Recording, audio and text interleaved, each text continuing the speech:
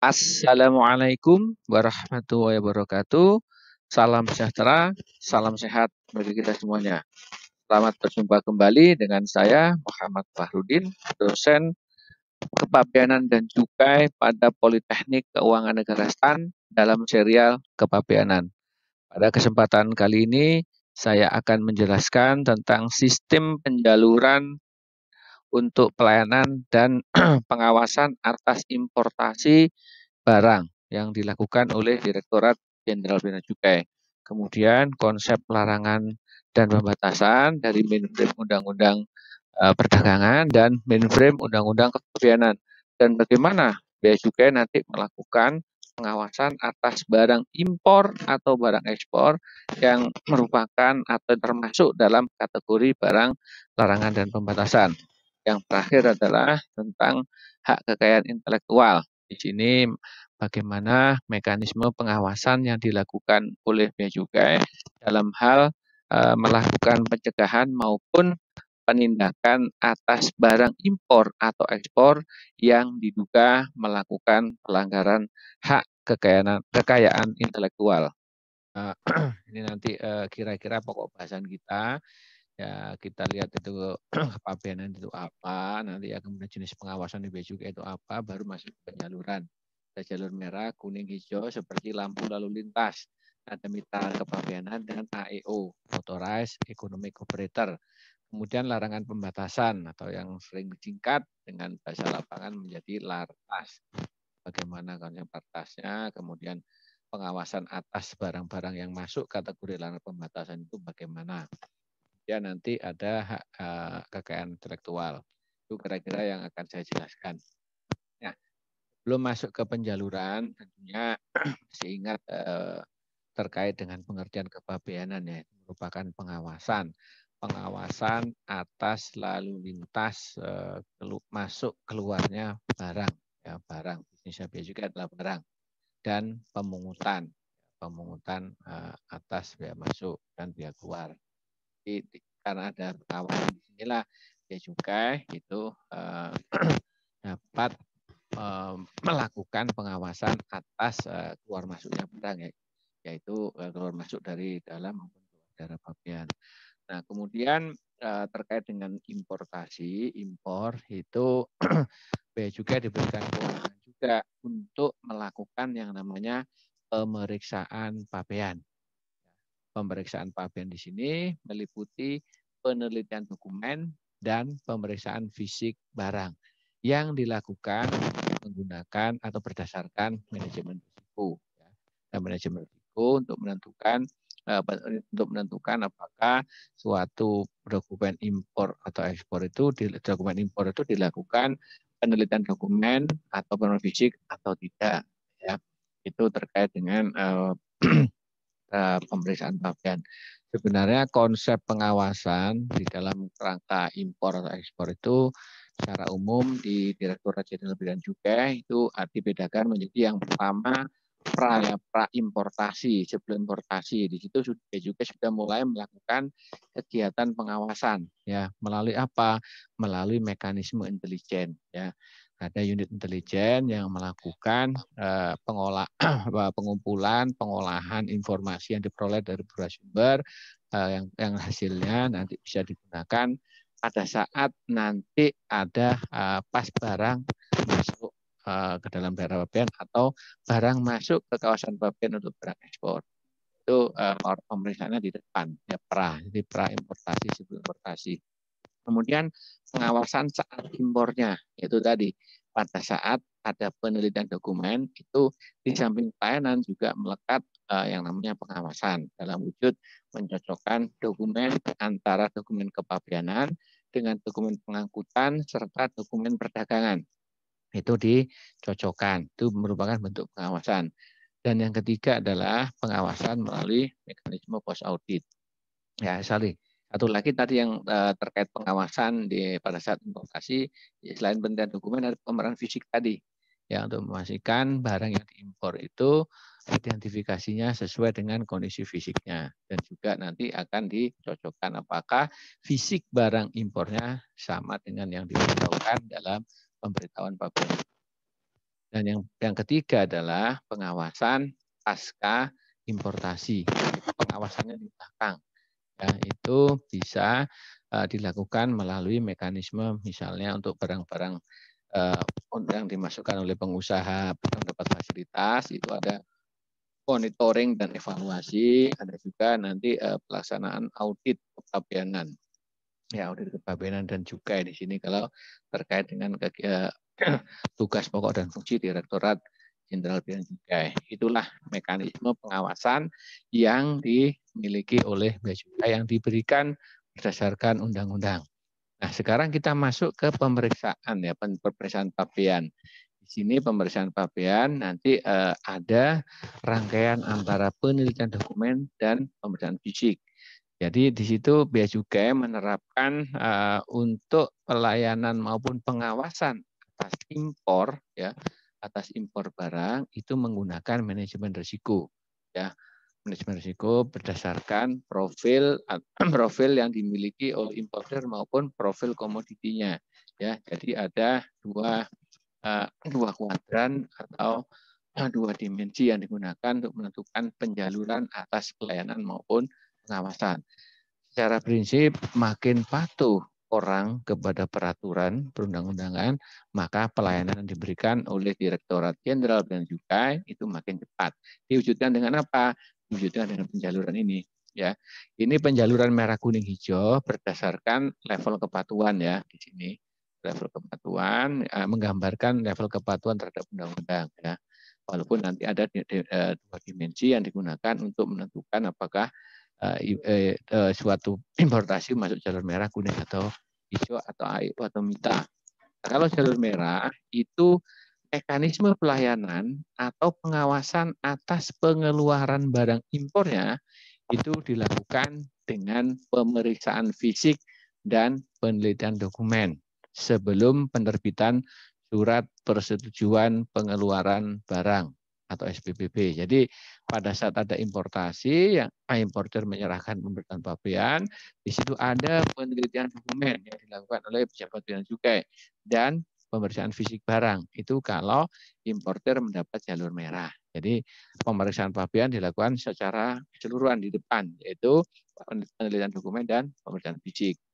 Kemudian yang kedua, penjaluran itu adalah jalur kuning. Nah, jalur kuning ini mekanisme pelayanan dan pengawasan atas pengeluaran barang impornya dengan tidak dilakukan pemeriksaan fisik. Hanya dilakukan penelitian dokumen sebelum diterbitkan yang namanya surat persetujuan pengeluaran barang. Ya, ada bedanya ya, merah sama kuning. Kalau merah ada penelitian dan pemeriksaan fisik. Kalau kuning hanya penelitian dokumen, pemeriksaan fisik tidak dilakukan.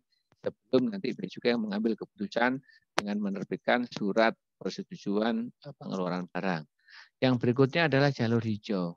Nah, kalau jalur hijau ini merupakan mekanisme pelayanan dan pengawasan pengeluaran barang impor dengan tidak dilakukan pemeriksaan fisik, tetapi dilakukan penelitian dokumen setelah penerbitan surat persetujuan pengeluaran barang. Ya, jadi sebenarnya kuning sama hijau ini sama ya, hanya dilakukan penelitian dokumen, tetapi waktu penelitian itu yang berbeda waktunya. Kalau kuning itu sebelum adanya SPPB, kalau hijau setelah dikeluarkan SPPB.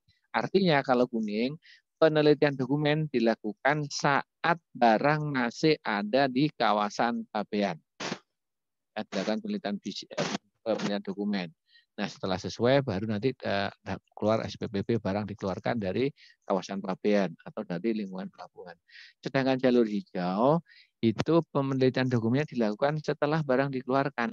Ya. Dikeluarkan, belakangan dilakukan penelitian dokumen, yaitu antara bedanya jalur kuning dan hijau. Ya. Makin ke bawah, ya, makin ke bawah itu menunjukkan level kepatuhan importernya makin tinggi ya, karena sistem penjaluran ini diberikan berdasarkan scoring atas banyak variabel ya yang dijadikan parameter untuk menentukan penjaluran.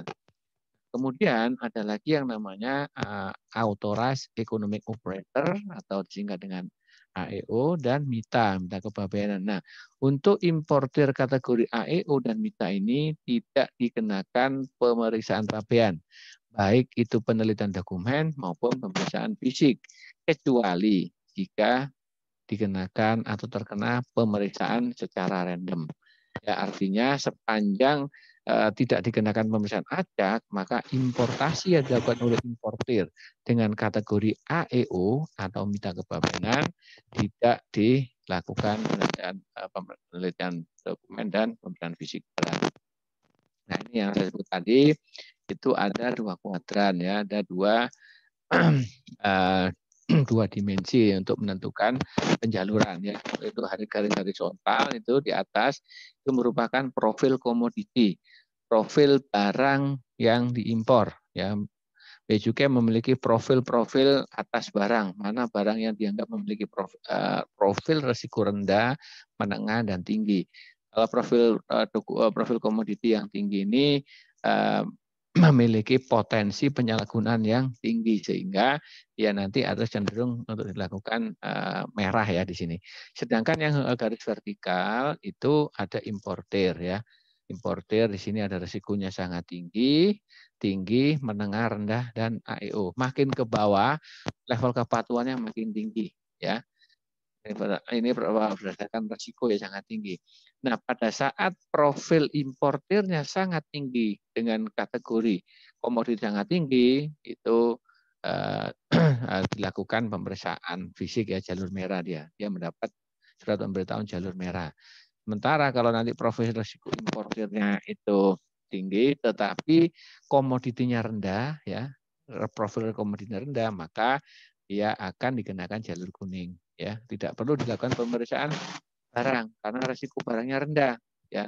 Peluang untuk disalahgunakan kecil sehingga hanya dilakukan penelitian dokumen. Begitulah kira-kira cara membacanya.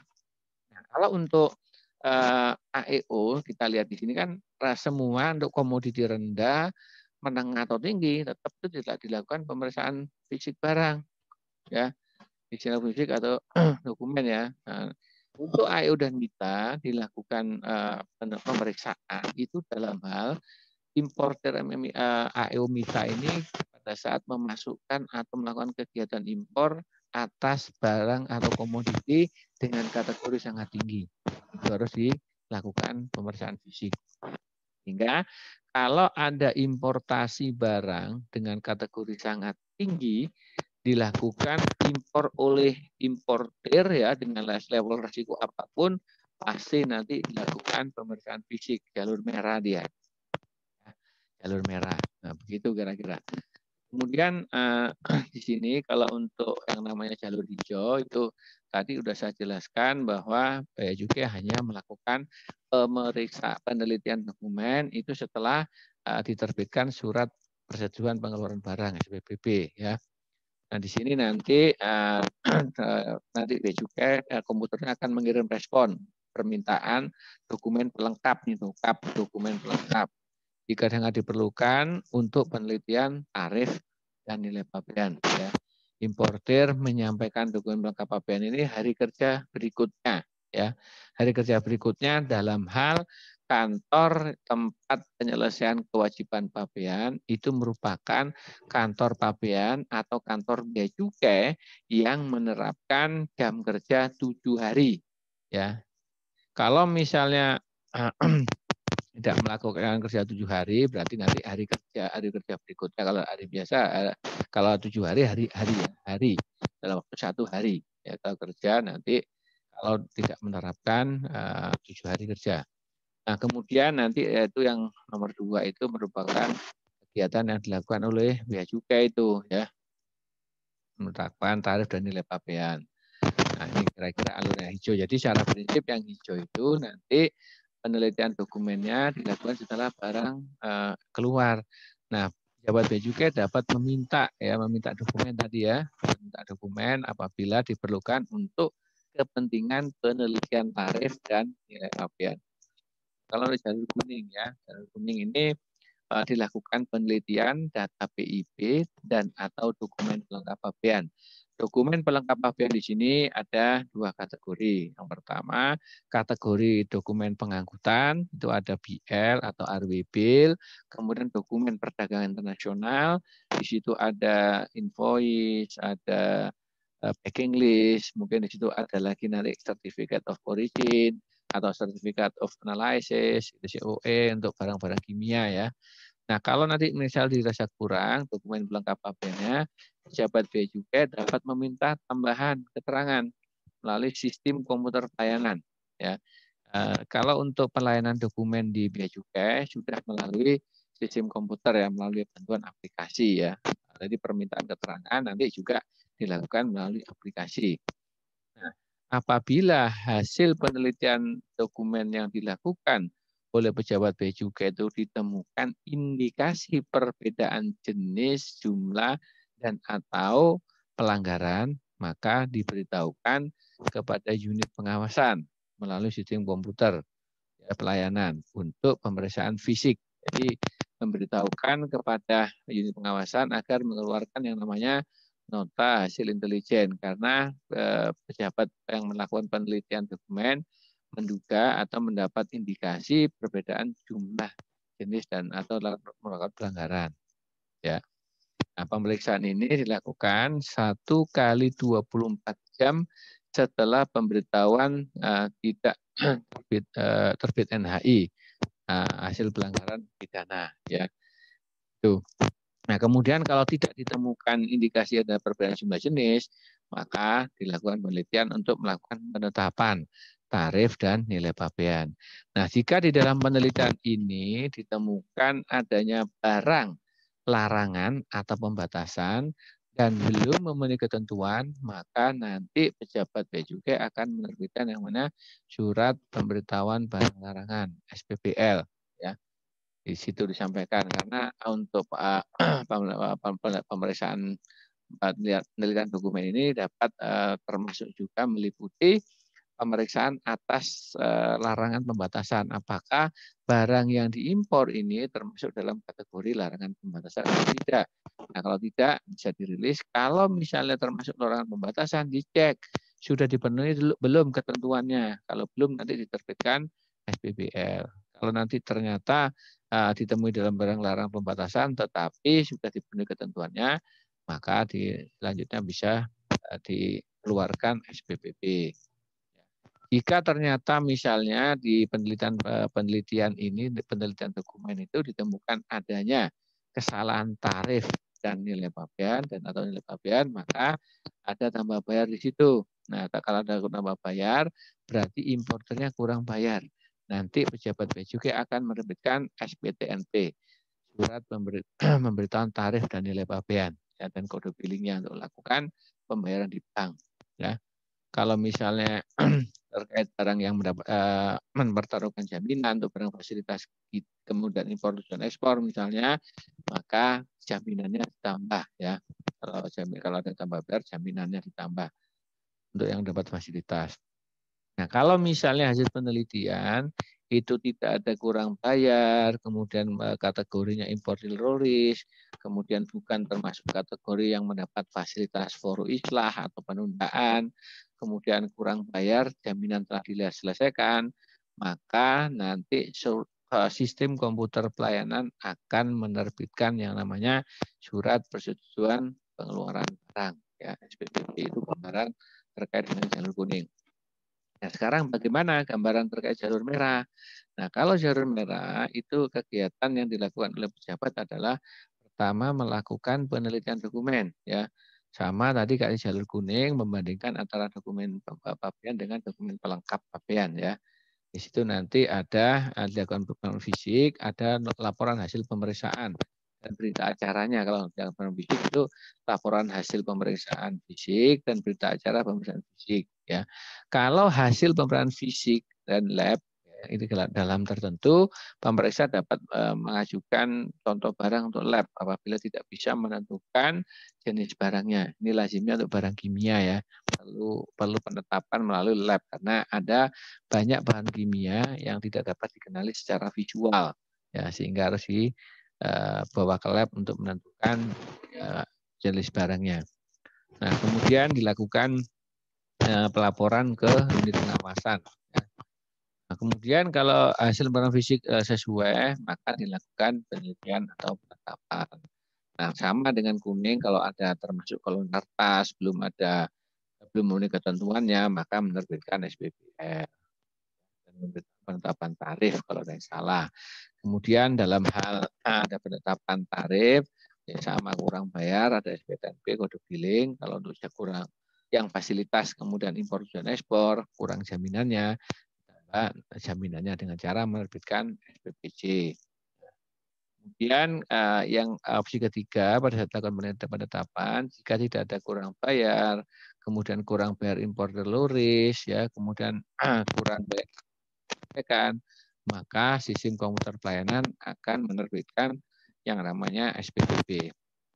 Nah, kalau kita lihat sistemnya ini dalamnya sistem yang ditanamkan di dalam sistem komputer pelayanan, ya itu di juga ada namanya sistem CISA ya. Di sini ada backgroundnya ada 2 warna ya, berwarna pink ya di sini, yang merah ini ya di belakang ini merupakan sistem yang dikelola oleh Indonesia National Single Window.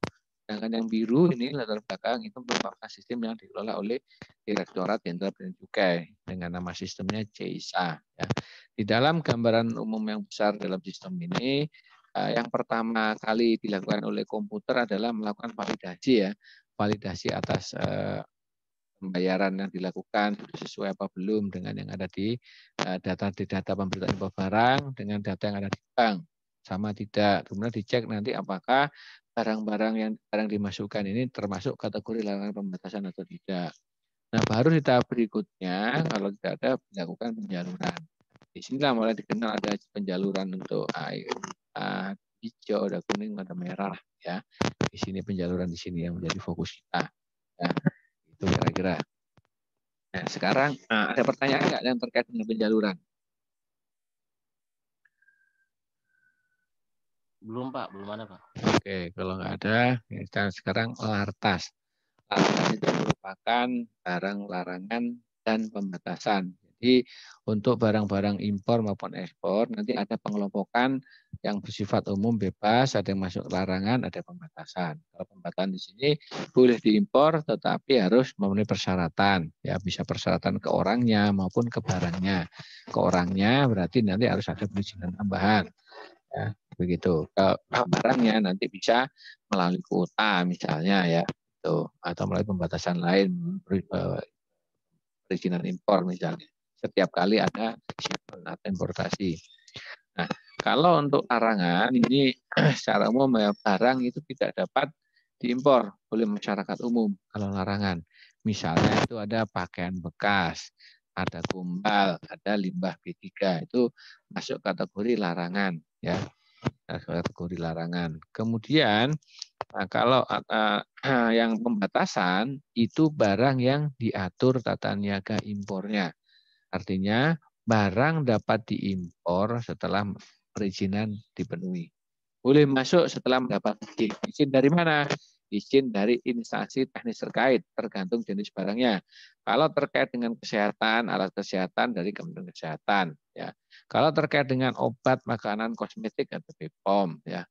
Kalau terkait dengan produk kelautan, ada Kementerian Kelautan.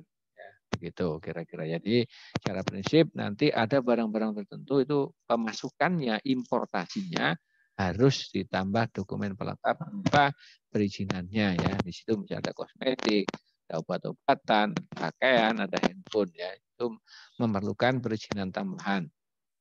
Kalau handphone nanti ada izin dari Kominfo ya. Itu kira-kira. Nah, kalau kemudian kaitannya apa dengan bea cukai? Mungkin di beberapa waktu lalu saya jelaskan terkait dengan tugas pokok bea cukai ya. Ada trade facilitator, industrial assistant, revenue collector, dan community protector. Nah, kaitannya dengan pengawasan itu bea cukai terkait dengan fungsi sebagai community protector ini melindungi masyarakat dari barang-barang yang dilarang atau dibatasi yang dapat bisa mengganggu kesehatan maupun keamanan serta moralitas. Itulah peran bea cukai dalam melakukan pencegahan ya atas barang-barang yang masuk kategori dilarang atau dibatasi. Nah, sekarang kalau dalam Minprim Kementerian Perdagangan berdasarkan Undang-Undang Perdagangan itu bisa dilihat di depan itu pasal 38 ya. Itu terkait dengan pengendalian perdagangan luar negeri itu meliputi 3 hal. Melalui perizinan, standarisasi dan pelarangan atau pembatasan.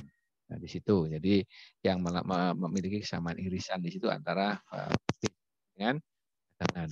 Nah, kemudian untuk barang yang dilarang itu ada alasannya. Kenapa suatu barang itu dilakukan pelarangan?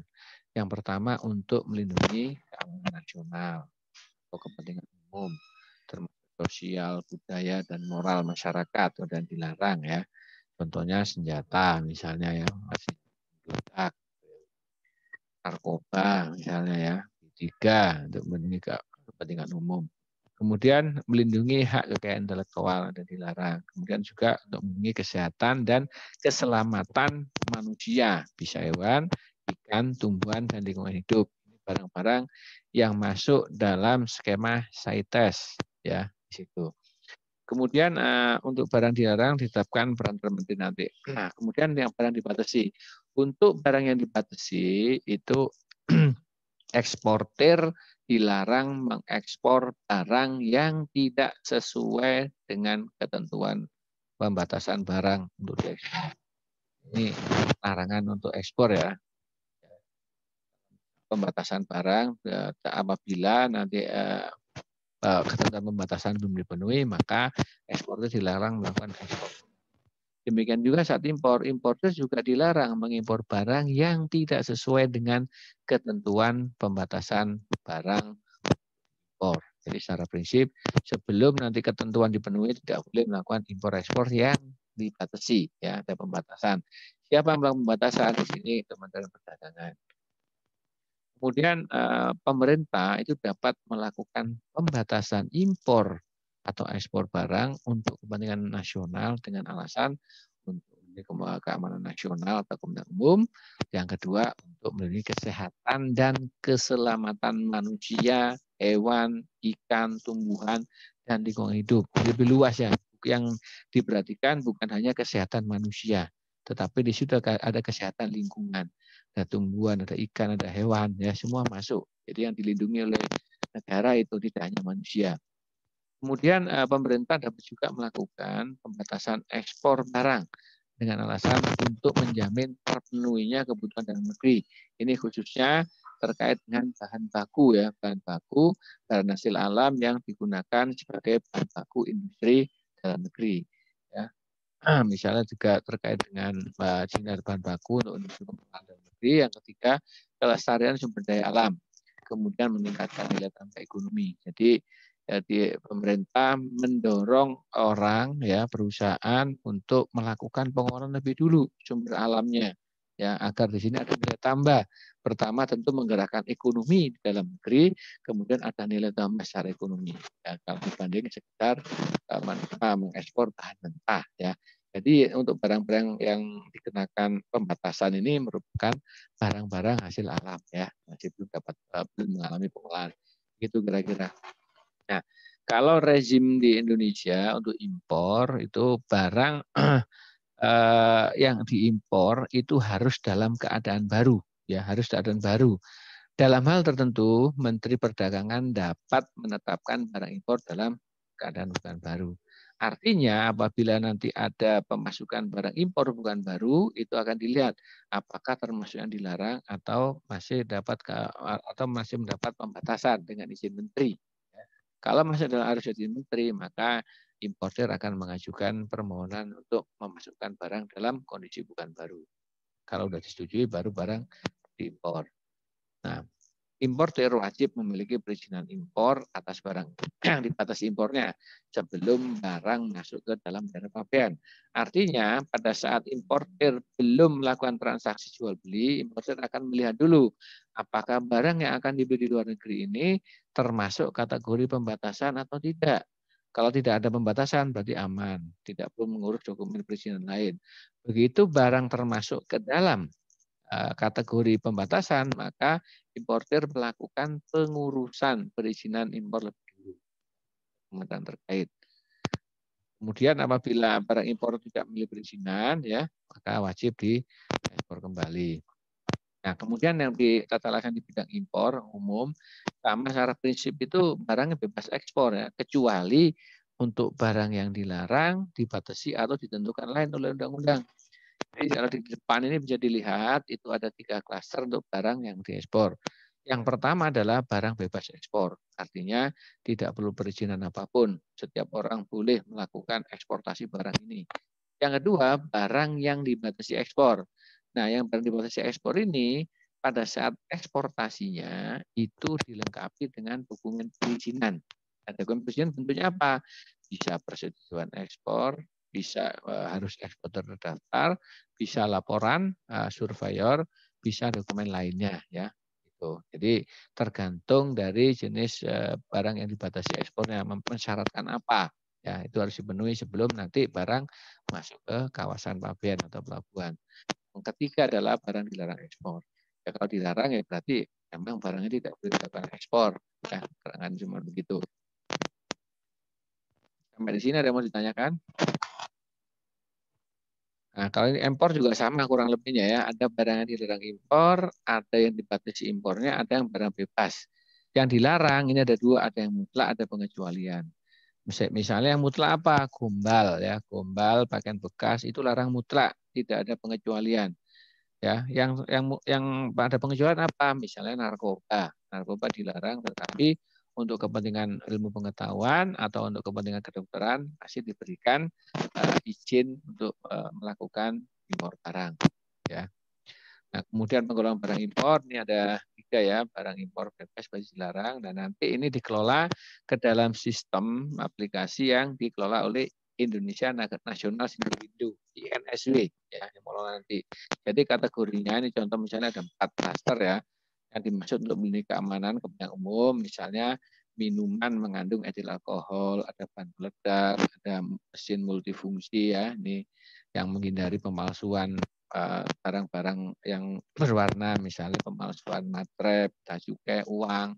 Kemudian melindungi keselamatan manusia, ada limbah non B3, ini diatur limbah non B3. Kemudian narkotika, prekursor ya, narkotika dan prekursor.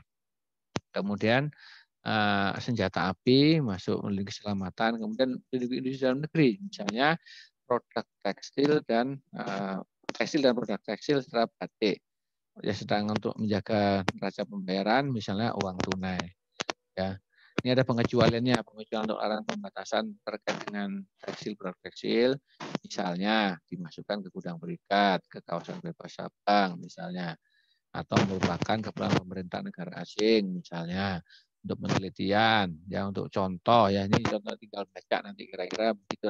Ini saya lanjutkan kalau tadi sebelum jeda tadi kita saya jelaskan terkait dengan lartas dalam mainframe Undang-Undang Perdagangan. Sekarang kita melihat lartas dalam mainframe Undang-Undang Kepabeanan.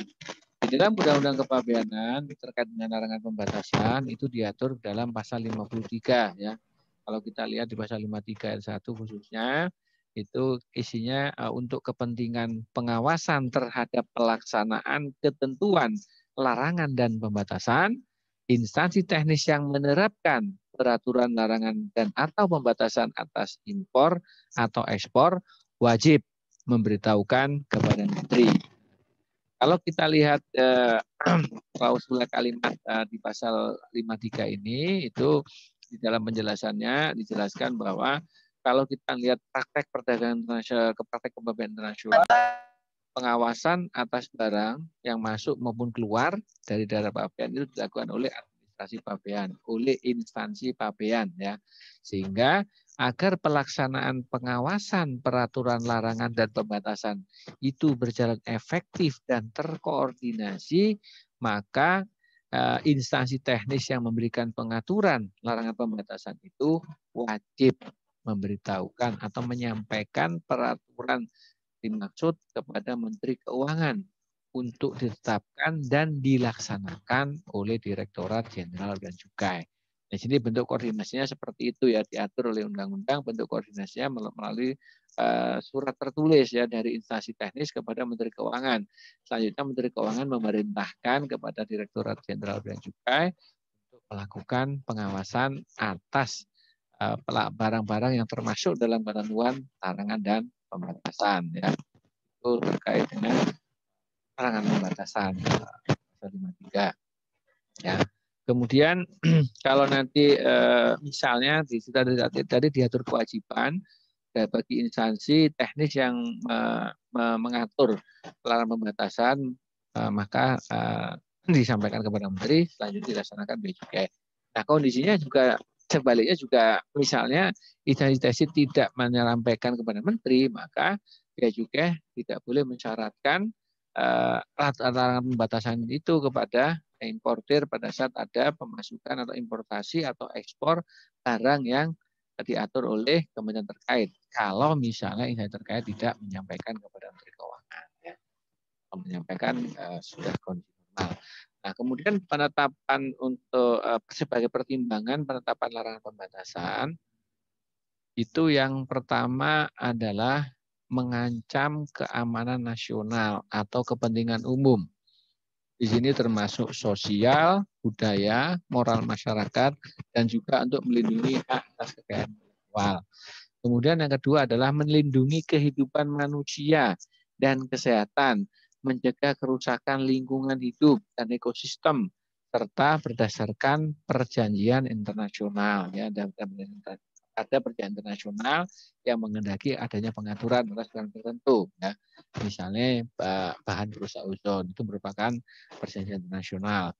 Kemudian juga untuk mencegah segala bentuk perdagangan internasional, ya, mencegah, memitigasi ya perdagangan segala bentuk perdagangan internasional terhadap flora dan fauna yang masuk dalam appendix CITES atau daftar yang dilarang untuk diperdagangkan. Ya, di situ ada flora, ada fauna, ya.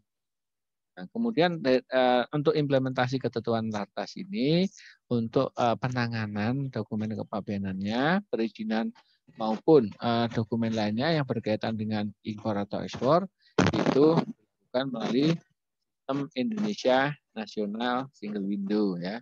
Itu jadi dikelola oleh Lembaga Nasional Single Window. Sehingga portal yang namanya INSW ini merupakan acuan utama dalam pelaksanaan ekspor dan impor ya yang berlaku sepanjang belum diatur atau tidak bertentangan dengan peraturan perundang-undangan. Ya, untuk di situ ada dokumen kepabeanan, ada perizinan, ada dokumen lainnya berkaitan.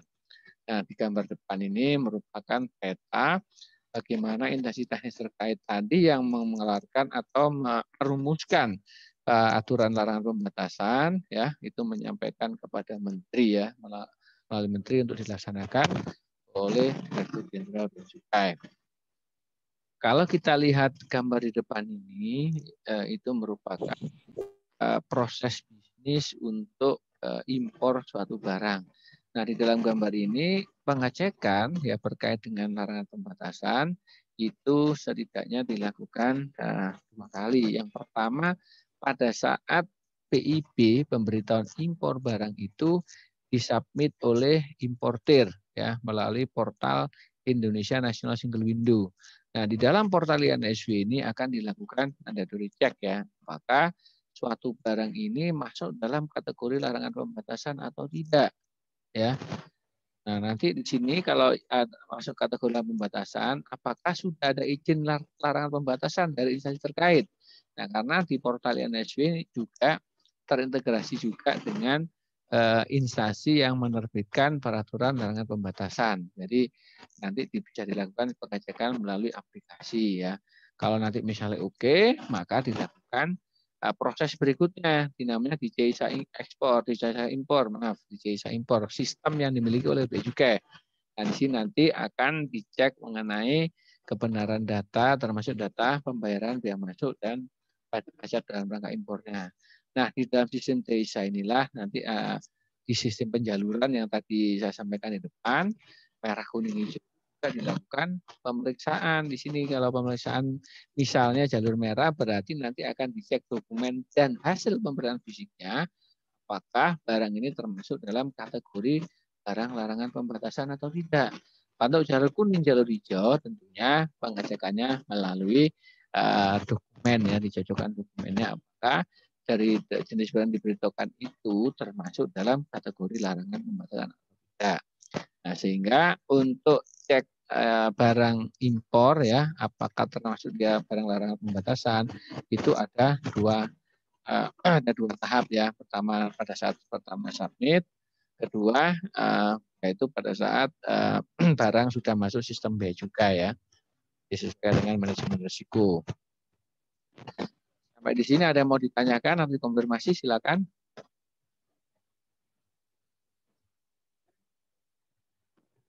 Belum ada, Pak. Oke, kalau nggak ada, ini terkait dengan larangan impor ya. Larangan impor di sini ada komoditasnya nanti. Jadi aja komoditas sedang di sini.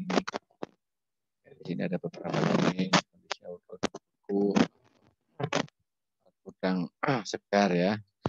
Dan di sini adalah terkait dengan untuk barang-barang obat ya, yang digunakan sebagai obat atau makanan mengandung bahan berbahaya ya. Juga dilarang dari limbah B3 dan B3 di sini kalau ada bahan produk ozon ini ada jenisnya sebagian dilarang, ada yang dapat diimpor ya dengan pengaturan oleh pemerintah dengan tata niaga. Yang dilarang ada di sini dan baca. Sedangkan untuk yang dapat diimpor itu syaratnya tentunya pemilik barang itu memiliki NIB ya. Itu bisa yang berlaku sebagai angka pengenal impor umum atau angka pengenal impor produsen. Kemudian harus juga setiap kali importasinya ada persetujuan impornya dari Kementerian Teknis terkait ya. Yang larangan komunal tadi, larangan pembatasan limbah B3 dan juga ada mesin multi color tadi ya. Di sini SNI yang itu, kemudian di sini dari atas dari yang dikeluarkan oleh Kemenkes itu ada prekursor, ada narkotika, ada psikotropika ya. Ada uang tunai. Kalau uang tunai ini Gubernur Bank Indonesia yang memberikan pengaturan ya, mengontrol pergerakan uang rupiah ya keluar masuk daerah pabean. Nah, kemudian tes nih, kalau saya tes ada yang dilarang ya masuk Permendik 1 itu ada 800 spesies, kemudian ada juga yang di pembatasan Appendix 2. Alat komunikasi yang ini juga merupakan barang laras, ada saja izin dari Kominfo. Dan pestisida, pelumas, ya ini ada izin dari Kejaksaan Agung ya untuk impor film, lembaga sensor film. Itu yang impor. Nah sekarang yang ekspor. Kalau untuk larangan alat ekspor, sekarang untuk pengelompokan barang ya. Pada dasarnya sama dengan pengelompokan untuk barang impor tadi ya. Di sini ada barang yang dilarang ekspornya, ada termasuk kelompok barang yang dibatasi ekspornya, ada yang barang yang bebas ekspornya, yaitu pengelompokan barang ekspor. Sama dengan pengelompokan barang impor. Ini contoh-contoh barang yang dilarang ekspor. Ya, ini ada kayu gelondongan, ya, ada ikan Napoleon, ada cagar budaya, ada rubi ya dari tambangan. Ini ekspor bahan galian C ya, di sini juga kalian baca sendiri.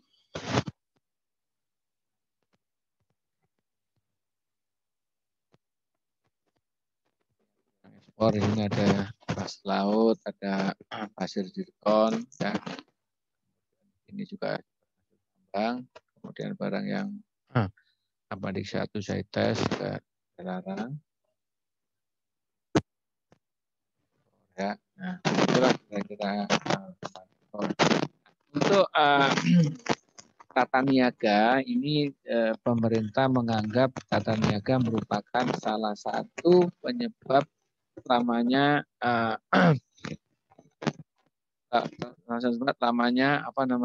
pengeluaran barang dari pelabuhan, sehingga perlu dilakukan simplifikasi. Ini berawal dari paket kebijakan ekonomi 15 ya, ada beberapa di ABCD Nah, kita lihat yang D. Yang D ini merupakan penyederhanaan tata niaga, ya.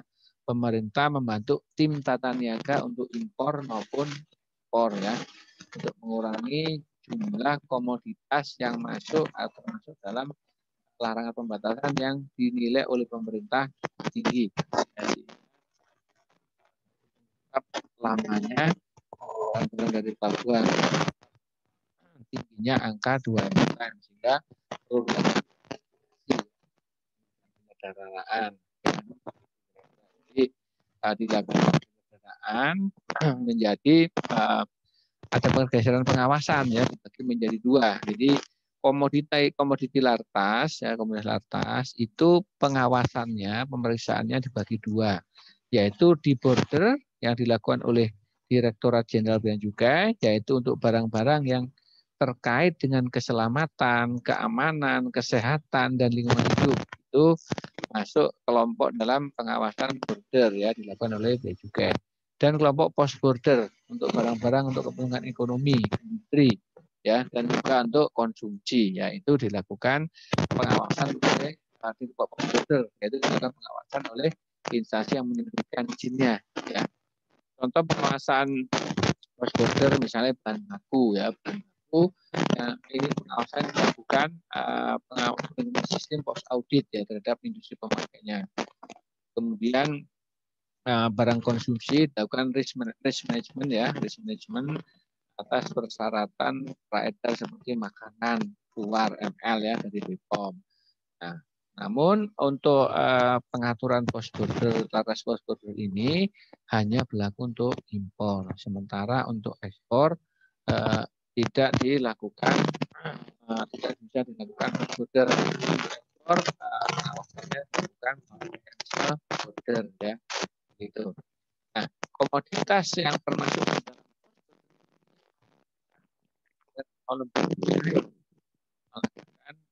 rumusan pendidikan.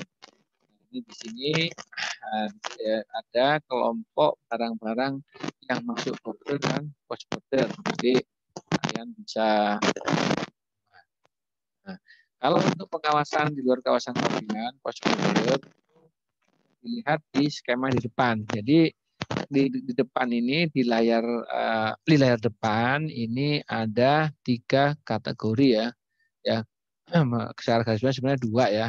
Itu kawasan pabean yang sering disebut border.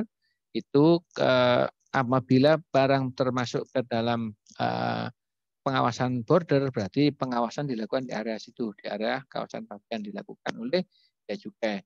Sedangkan kalau misalnya barang-barang impor udah termasuk dalam kategori post border, maka pengawasannya di jalur distribusi, ya, ini setelah panah biru ini jalur distribusi, dan di jalur peredaran di sini bisa di gudang distribusi maupun di gudang peredaran, itu pengawasan dilakukan oleh kementerian atau lembaga yang mengeluarkan kebijakan larangan pembatasan, ya, atau dilakukan pengawasan dalam skema post border. Kira-kira, ya. Jadi border itu di pelabuhan, di kawasan pabean. Kalau post border itu di luar pelabuhan, baik di distribusi maupun di peredarannya. Kemudian terkait dengan kewenangan Direktorat Jenderal Bea dan Cukai untuk kebijakan post border ini tidak mengurangi kewenangan Direktorat Jenderal Bea dan Cukai yang diberikan oleh undang-undang, misalnya terkait dengan pemeriksaan fisik menggunakan manajemen risiko. Pada saat barang termasuk post border kena jalur merah, misalnya, tetap harus dilakukan pemeriksaan fisik. Kemudian tetap dilakukan penelitian tarif dan nilai pabean. Kemudian tetap dilakukan pabeanan serta pengawasan lainnya berdasarkan undang-undang kepabeanan. Nah, kemudian ada sinergi, ya, untuk pengawasan post border. Ini tadi saya sampaikan dilakukan KL terkait, namun KL terkait juga dapat melibatkan, ya, instansi terkait, ya, dalam melakukan pengawasan untuk post border. Ini ada sinerginya. Bisa ada pemeriksaan rutin, investigasi, dan pidana, ya. Kalau misalnya rutin dilakukan sendiri oleh KL. Kalau investigasi itu melibatkan instansi terkait. Ini bisa juga terlibat di situ, ya, dilibatkan atau diajak oleh instansi terkait.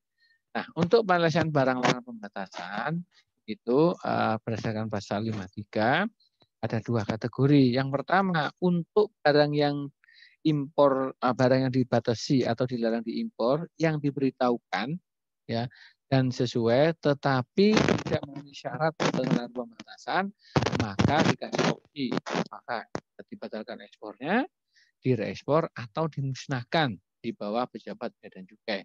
Artinya ini bukan bukan masuk kategori pelanggaran pidana ya, karena dia ya memberitahukan ya. Yang kedua, barang yang impor dilarang atau dibatasi yang tidak diberitahukan atau diberitahukan secara tidak benar, maka barang yang bersangkutan akan dinyatakan sebagai barang yang dikuasai negara. Ya.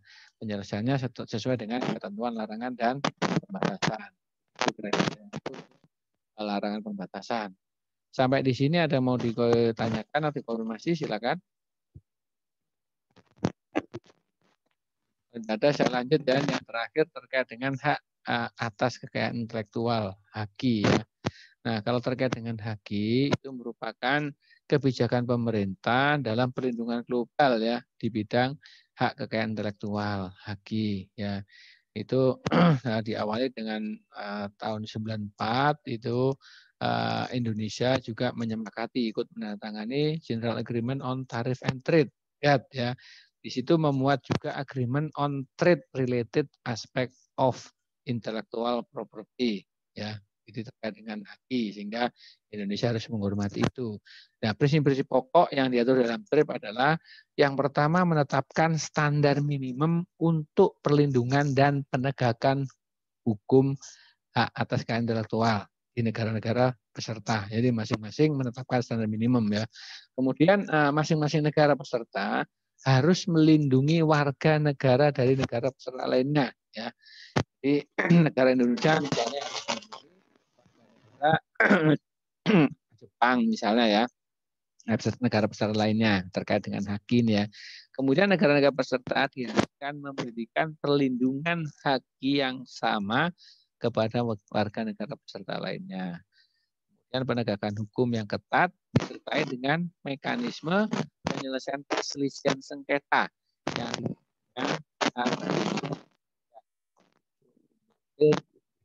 secara silang.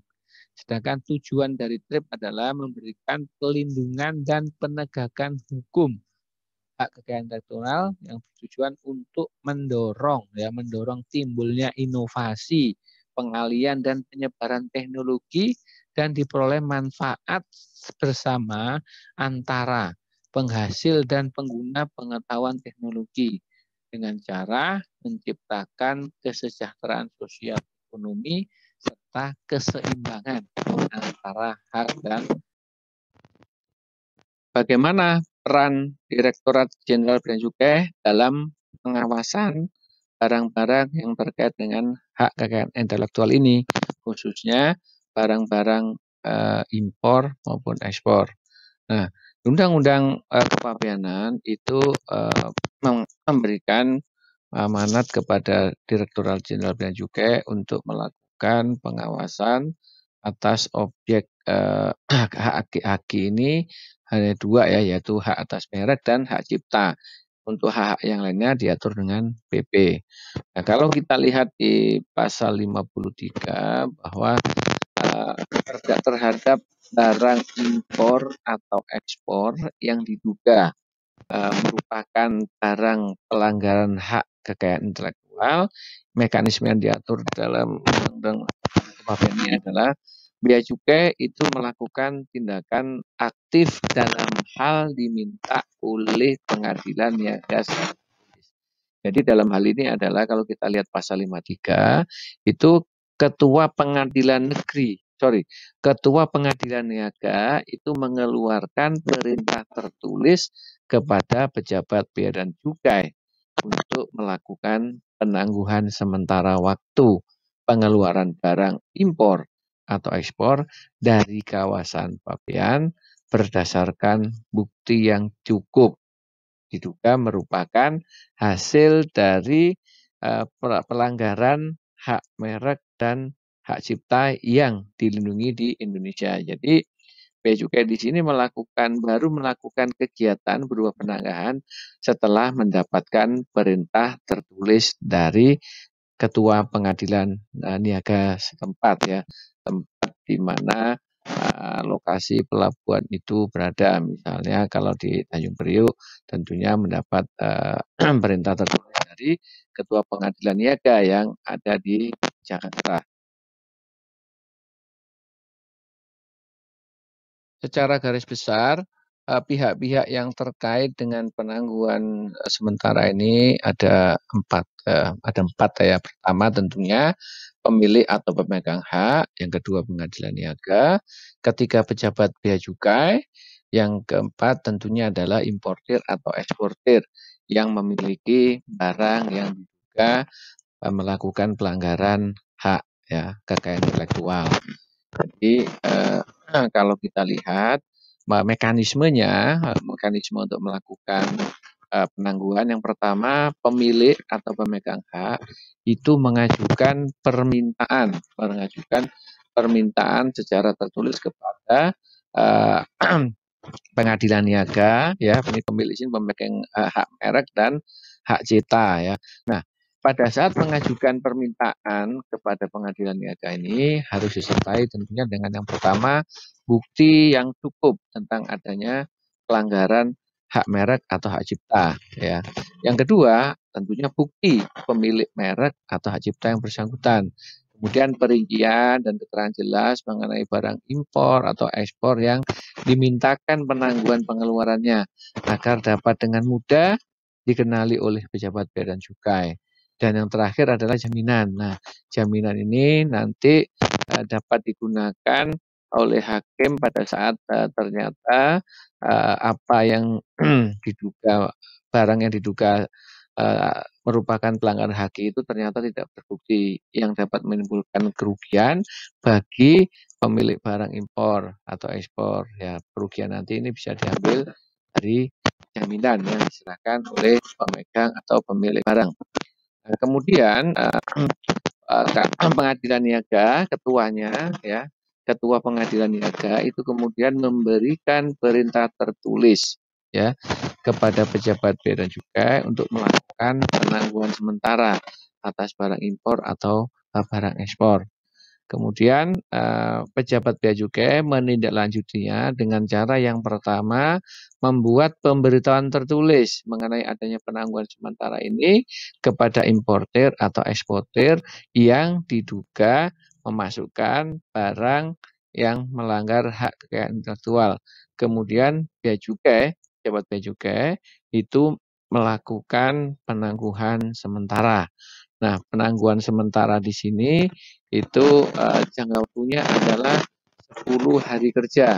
Jadi 10 hari kerja ini merupakan waktu yang diberikan oleh undang-undang untuk melakukan penangguhan sementara.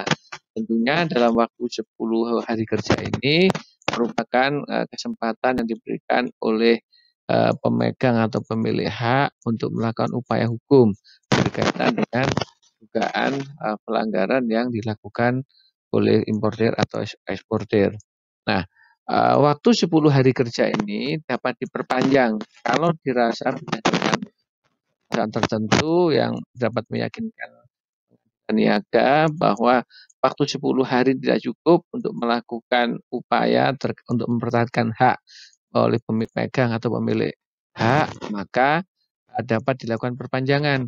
Kalau ada perpanjangan, nanti ketua pengadilan niaga akan membuat pemberitahuan tertulis lagi kepada pejabat bea dan cukai untuk melakukan untuk memperpanjang ya batas waktu 10 hari kerja penangguhan barang yang diduga melakukan pelanggaran hak kekayaan intelektual baik itu barang impor maupun barang ekspor. Nah, kalau dalam waktu 10 hari bea cukai tidak dapat informasi dari pemilik hak atau pemegang hak bahwa pemilik atau pemegang hak sedang mengajukan upaya hukum dan juga pejabat bea cukai tidak menerima perintah tertulis ya tentang perpanjangan penangguhan ini, maka pejabat bea cukai akan melakukan pengakhiran penangguhan penangguhan pengeluaran barang. Penangguhan sementaranya selesai, sehingga importir atau eksportir dapat melakukan pengeluaran barang dari kawasan pabean dengan tujuan untuk impor dipakai kalau barang impor melalui tata laksana kepabean di bidang impor secara umum. Atau kalau bagi eksportir, maka eksportir dapat melakukan pemuatan barang ekspornya ke sarana pengangkut menuju luar daerah pabean. Demikian penjelasan terkait dengan mekanisme pengawasan yang atas dugaan pelanggaran hak atas kekayaan intelektual yang dilakukan oleh pejabat bea dan cukai.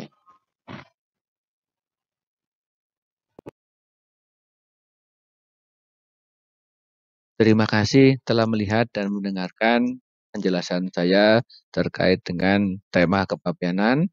Semoga bermanfaat. Wassalamualaikum warahmatullahi wabarakatuh.